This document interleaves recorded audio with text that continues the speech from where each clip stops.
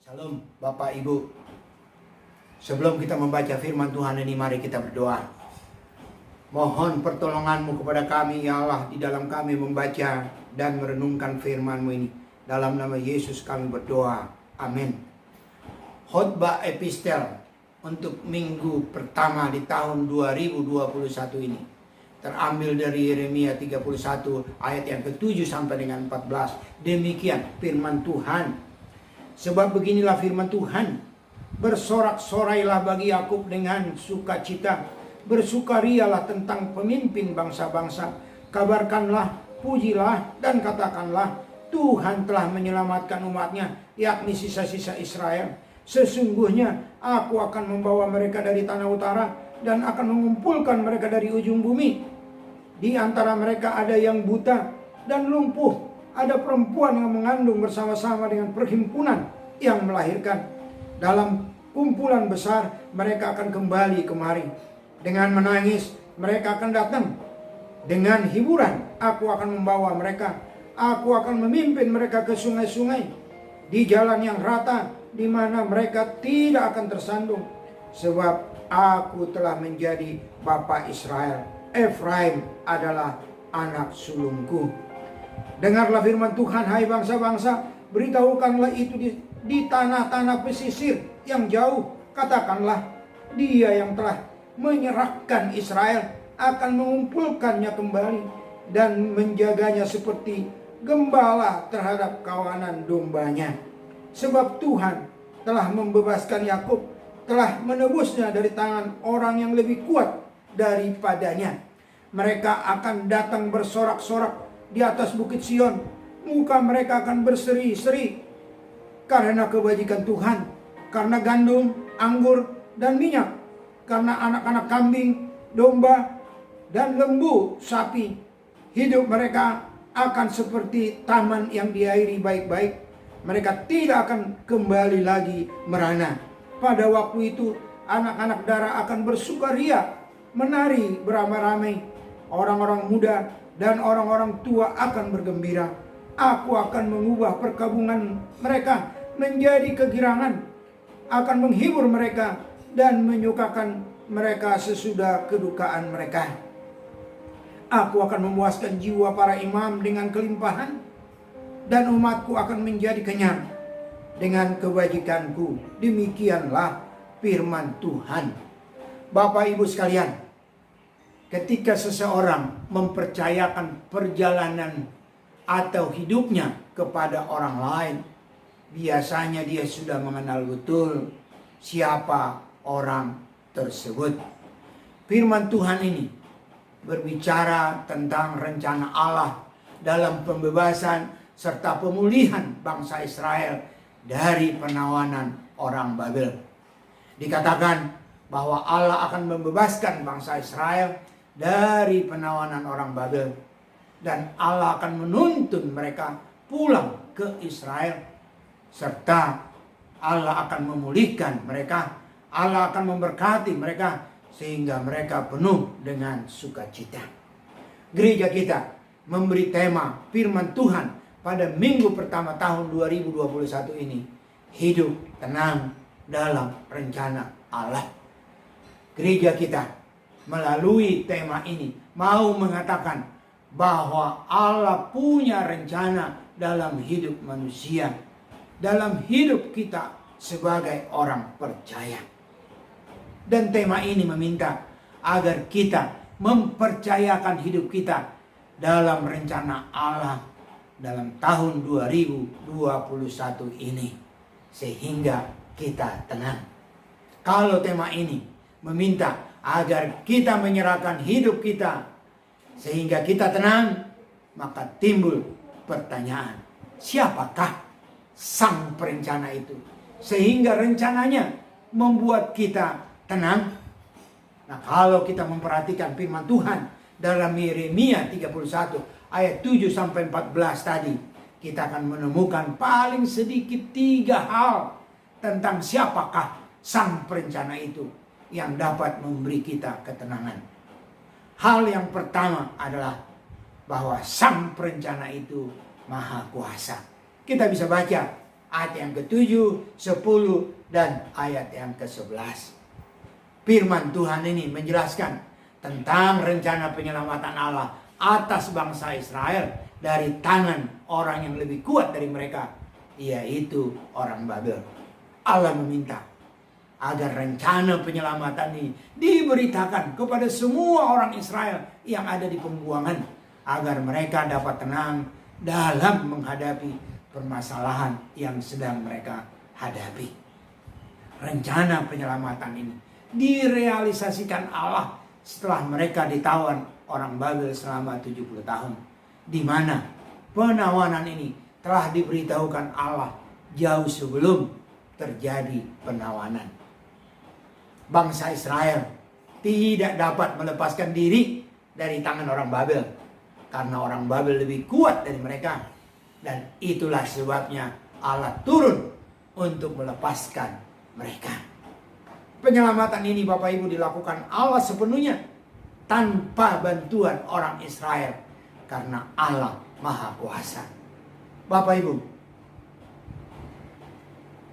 Allah menyatakan kemahakuasaannya lagi ketika ia merealisasikan rencananya tentang kelahiran Yesus yang baru kita rayakan. Di mana kelahiran itu direncanakan oleh Dia ribuan tahun sebelum Yesus datang. Dan puncak kemahakuasaan Allah itu dinyatakan oleh Allah ketika Ia membangkitkan Yesus dari kematian. Sehingga ada firman Tuhan yang berkata, "Hai iblis, di manakah sengatmu?" Bapak Ibu, Allah mempunyai rencana bagi setiap orang percaya, yaitu rancangan damai sejahtera untuk memberikan kepada kita hari depan yang penuh harapan. Yeremia 29 ayat yang ke-11. Allah mempunyai rencana bagi kita, dan Ia sanggup merealisasikan rencananya karena Ia Maha Kuasa. Oleh karena itu, mari hiduplah dalam rencana Allah untuk tahun 2021 ini dan tentu untuk seterusnya. Bapak Ibu, yang kedua, tentang siapakah sang perencana itu adalah bahwa sang perencana itu panjang sabar. Kita boleh melihat itu dalam ayat yang ke-8 dan juga ayat yang ke-9. Firman Tuhan ini mengatakan bahwa Allah tidak hanya berkuasa menyelamatkan bangsa Israel dari tangan orang Babel, tetapi juga membawa mereka pulang ke Yerusalem. Mereka pulang dari Babel, Bapak Ibu, tidak semuanya yang gagah-gagah yang sehat. Tapi firman Tuhan mengatakan bahwa di antara mereka ada yang buta, ada yang lumpuh, ada yang sedang mengandung, ada yang baru melahirkan. Dan dengan sabarnya Allah menuntun mereka semua masuk ke Yerusalem. Dan juga dikatakan bahwa Allah menuntun mereka di Yerusalem ke sungai-sungai dan juga jalan-jalan yang rata. Seperti halnya terhadap bangsa Israel, Allah juga sangat sabar terhadap kita.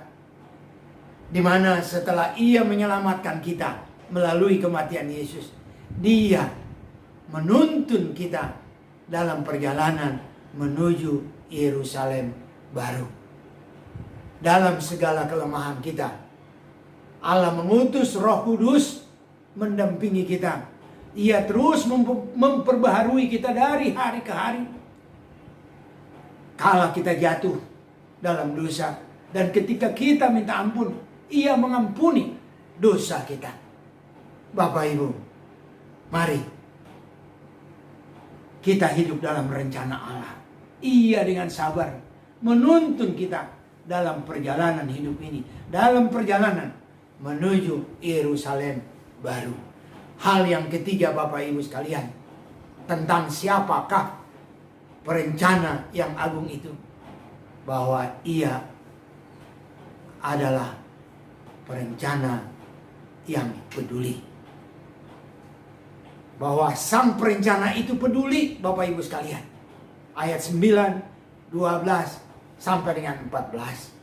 Firman Tuhan ini mengatakan bahwa Allah tidak hanya berkuasa menyelamatkan bangsa Israel dan membawa mereka pulang ke Yerusalem, tetapi di Yerusalem Allah juga mencukupkan apa yang mereka perlukan. Allah memimpin mereka ke sungai-sungai dan menuntun mereka di jalan yang rata, memberi mereka gandum, anggur, kambing, domba, dan lembu. Bapak Ibu sekalian, Allah membuat umatnya dan imamnya kenyang. Ayat yang ke-14. Dalam menanti kedatangan Yesus, sang perencana yaitu Allah akan mencukupkan yang kita perlu, karena Ia Maha Kuasa dan mengasihi kita.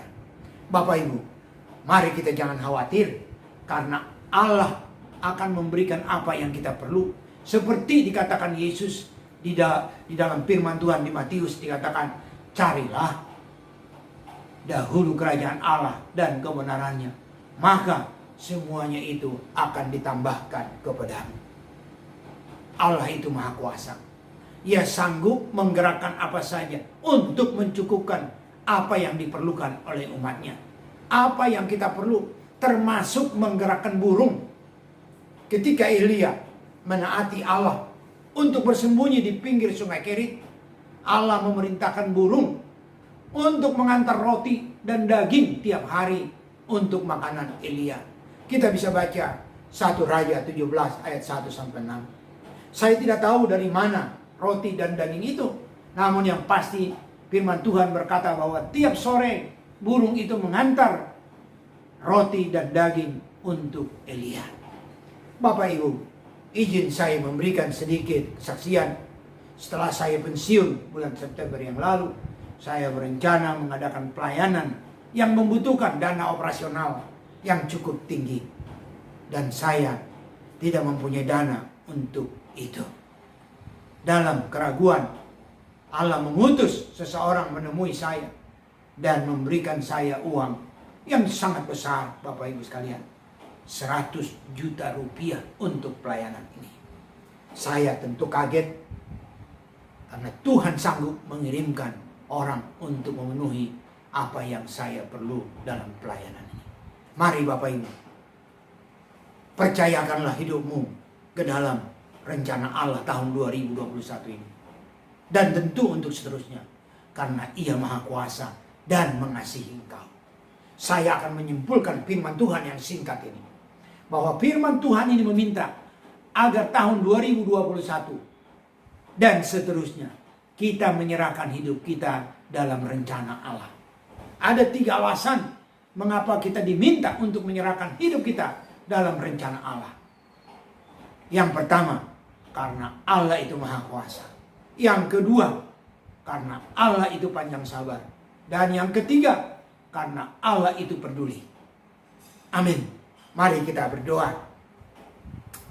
Terima kasih Engkau meneguhkan, meyakinkan kami lagi Tuhan, untuk memasuki tahun 2021 ini. Supaya kami tidak ragu, supaya kami mempercayakan hidup kami ke dalam tangan-Mu. Karena Engkau Maha Kuasa dan peduli akan kami. Mampukan kami Tuhan. Dalam nama Yesus Kristus kami berdoa. Amin. Sampai bertemu pada Khotbah Epistel minggu depan. Amin.